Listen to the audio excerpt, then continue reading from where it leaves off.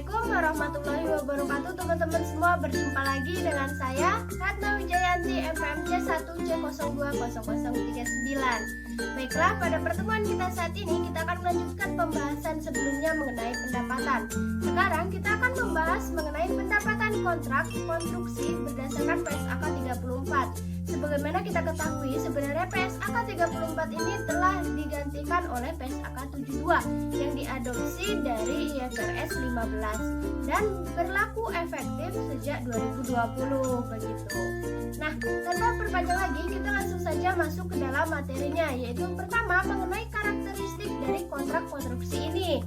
Yang pertama, kontrak konstruksi itu bisa untuk aset tunggal atau sejumlah aset. Jadi kita contohkan seperti ini.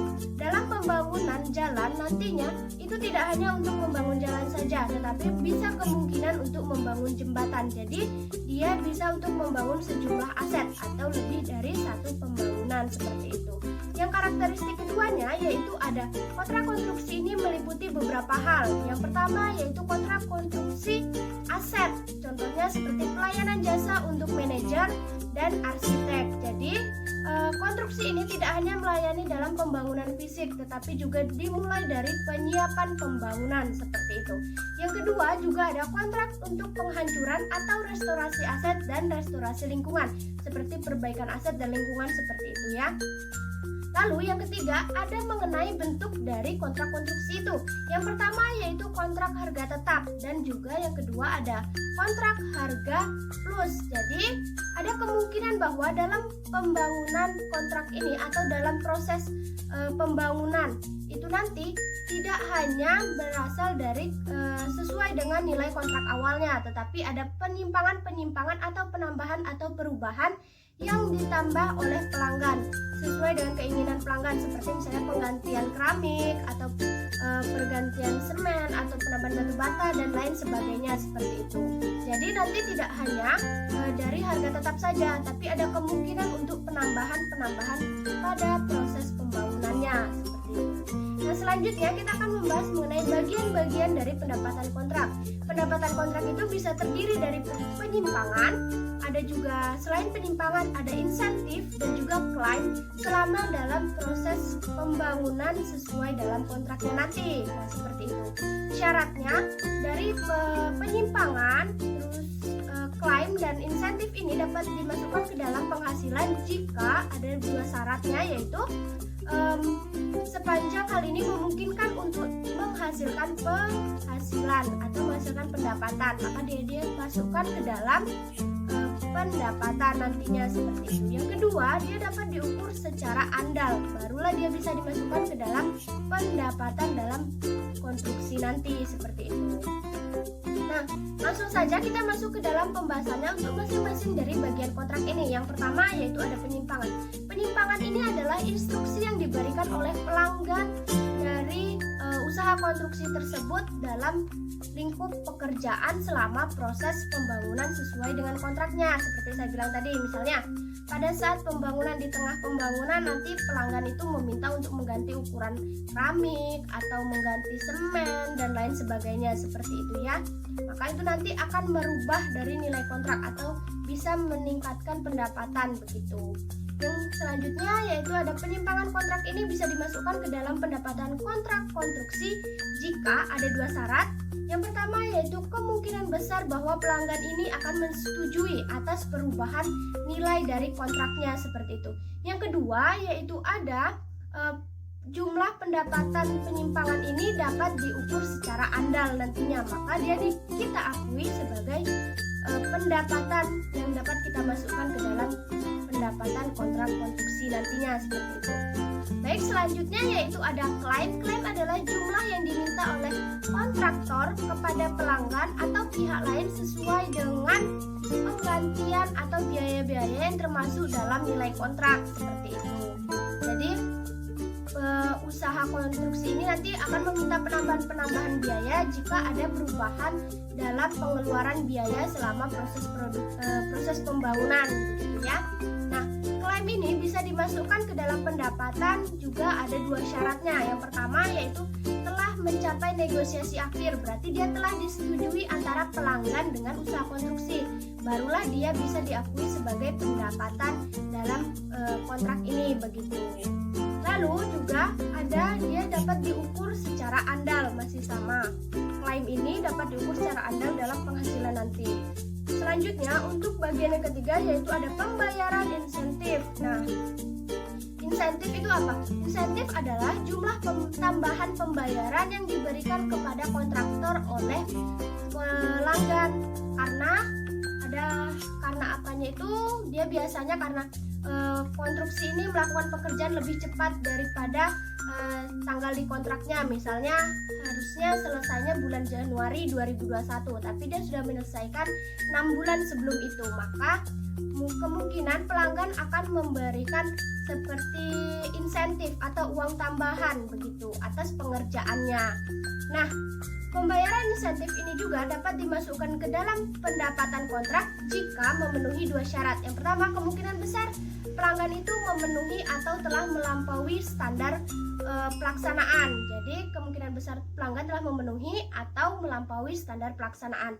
Yang kedua, jumlah pembayaran insentif ini dapat diukur secara andal.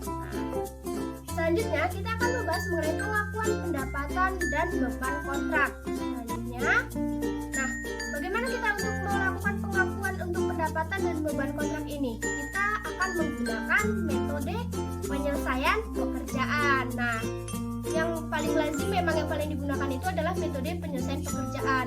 Selain itu juga di dalam pengakuan pendapatan beban ini kita berkaitan dengan prinsip penandingan, yaitu mengungkapkan pendapatan beserta bebannya dalam satu periode yang sama. Karena kita harus mengungkapkan berapa pendapatan yang dihasilkan dan juga beban yang harus ditanggung oleh usaha konstruksi ini begitu. Selanjutnya kita boleh mengakui pendapatan itu seberapa, Mbak? Nah, kita boleh mengakui pendapatan itu sebanyak kita sudah menyelesaikan pekerjaannya berapa persen. Misalnya pada tahun ini untuk kita melakukan pelaporan itu kita sudah menyelesaikan 30%, maka kita akan mengakui pendapatan itu sebanyak 30% begitu. Dan yang berhak untuk melakukan penilaian untuk penyelesaian atau presentase penyelesaian pekerjaan konstruksi ini adalah orang teknik. Karena apa? Karena kita sebagai orang akuntansi itu kurang paham mengenai berapa pekerjaan untuk penyelesaian ini begitu.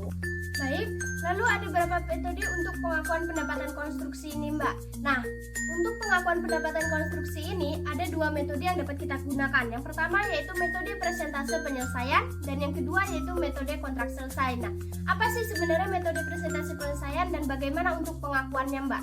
Untuk pengakuannya, kita akan mengakui pendapatan seiring dengan presentase penyelesaian pekerjaan yang dilakukan oleh usaha konstruksi.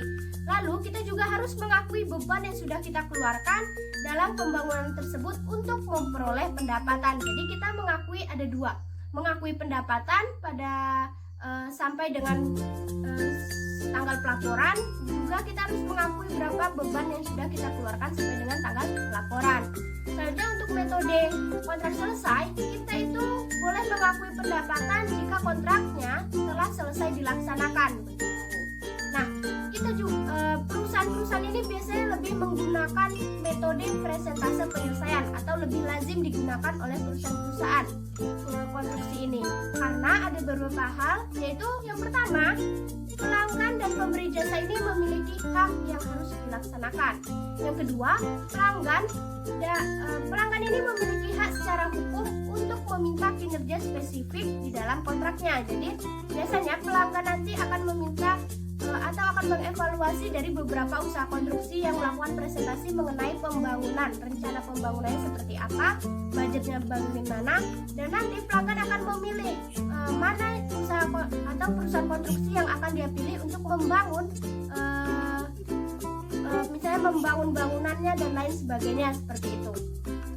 Dan selanjutnya juga itu penjual memiliki hak untuk meminta pembayaran atas kemajuan kontrak untuk memberikan bukti kepemilikan kepada pembeli. Jadi penjual di sini maksudnya yang memberi jasanya atau usaha konstruksi ini berhak untuk meminta pembayaran atas kemajuan kontrak untuk memberikan bukti kepada kepemilikan pembeli seperti itu.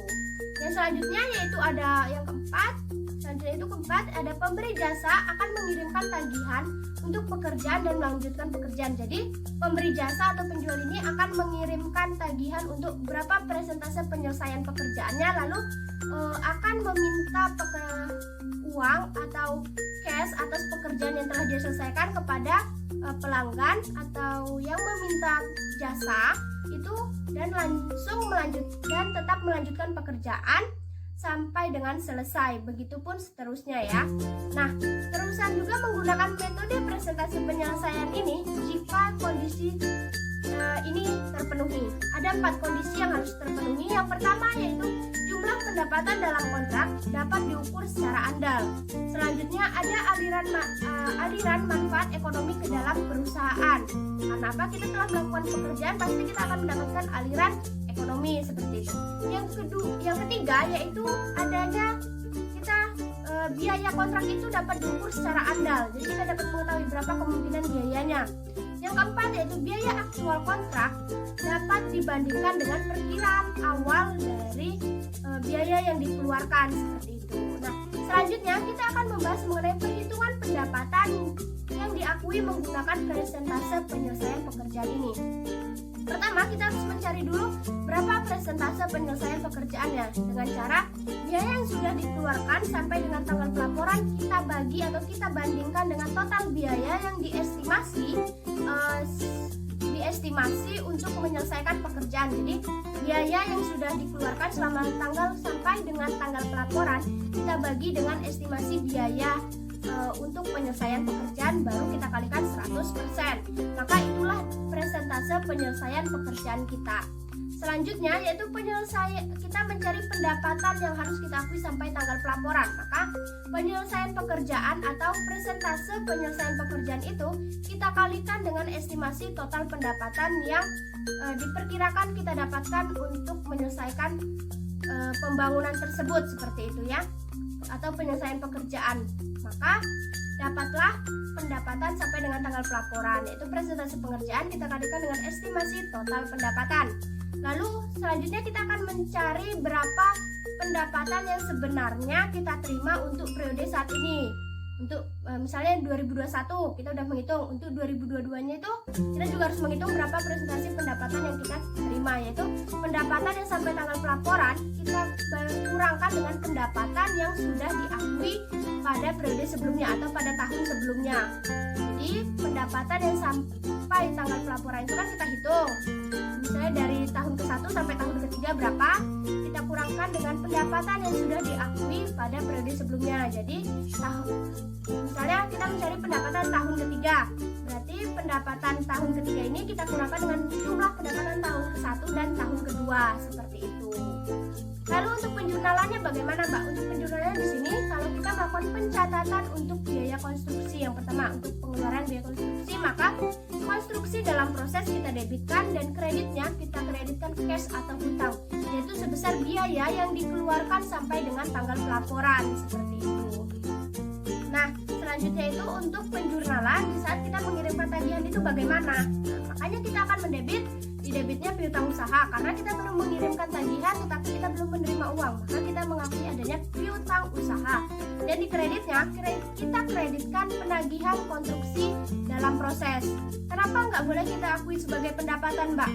Nggak boleh, karena kan kita sebagai perusahaan konstruksi jangka panjang ini, maka pengerjaan itu belum selesai. Jadi kita tidak boleh mengakuinya langsung sebagai pendapatan, begitu. Selanjutnya untuk penjurnalan saat kita melakukan penerimaan cash dari pelanggan itu atau dibayarnya piutang, tagihan yang kita kirimkan dibayar, begitu ya. Maka kita akan mendebit cash dan di kreditnya yaitu piutang usaha sebesar tagihan yang kita kirimkan. Seperti penjurnalannya di saat kita mengakui pendapatan dan laba kotor seperti ini, maka kita akan mendebitkan konstruksi dalam proses, yaitu sebesar laba kotor sesuai dengan tahun sekarang. Karena kita kan mengakui pendapatan dan laba kotor itu untuk tahun sekarang, maka laba kotor sesuai dengan tahun sekarangnya berapa, itu kita debitkan. Juga ada beban konstruksi sebesar biaya yang dikeluarkan sesuai dengan tahunnya. Saya tahun sekarang berapa biaya yang dikeluarkan untuk di saat kita melakukan pelaporan. Lalu kita kreditkan baru pendapatan sesuai dengan tahun pelaporannya, berapa pendapatan yang harus kita akui seperti itu. Dan untuk mencatat penyelesaian per kontrak, bagaimana Mbak? Untuk bila terjadi penyelesaian kontrak bagaimana? Nah, untuk saat penyelesaian kontrak maka kita akan mendebitkan penagihan atas konstruksi dalam proses, kita kreditkan konstruksi dalam proses sebesar nilai kontraknya. Nah, kok sebesar nilai kontraknya? Iya, karena kan kita sudah selesai melakukan pekerjaan, maka kita harus harus memunculkan berapa nilai kontraknya tersebut, seperti itu. Baiklah, terima kasih. Cukup sekian yang dapat saya sampaikan. Sampai jumpa dan bye-bye.